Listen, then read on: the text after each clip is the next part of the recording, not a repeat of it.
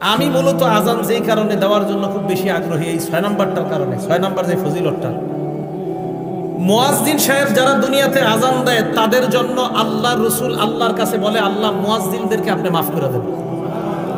আর কি চান? রসুল সাল্লাল্লাহু আলাইহি সাল্লাম বলছেন। আবু দাউদ শরীফের 517 নাম্বার হাদিস, عن أبي هريرة رضي الله تعالى عنه قال قال رسول الله صلى الله عليه وسلم আবু হুরায়রা রাদিয়াল্লাহু তাআলা আনহুর বর্ণনা, আল্লাহ নবী বলেন, আল ইমামু যামিন, ইমাম হলো জিম্মাদার, ওয়াল মুয়াজ্জিনু মু'তামান, মুয়াজ্জিন হলো আমানতদার। নবীজি বলেন, আল্লাহুম্মা আরশিদিল আইম্মা, আল্লাহ দুনিয়ার সমস্ত ইমামদেরকে তুমি পথ প্রদর্শন করো, পথ প্রদর্শন করো, সঠিক পথে তুমি পরিচালনা করো, সঠিক পথ দেখায় দাও দুনিয়ার সব ইমাম সাহেবদেরকে।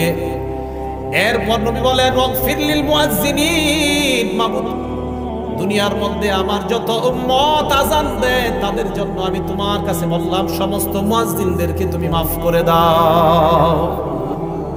তাহলে আপনি আল্লাহ রসুলের দোয়া পাবেন, যে রসুল সাল্লাল্লাহু আলাইহি সাল্লাম মুয়াজ্জিনের জন্য আল্লাহর কাছে বলছে, আল্লাহ আপনি দুনিয়ার সব মুয়াজ্জিনদেরকে মাফ করে দেন।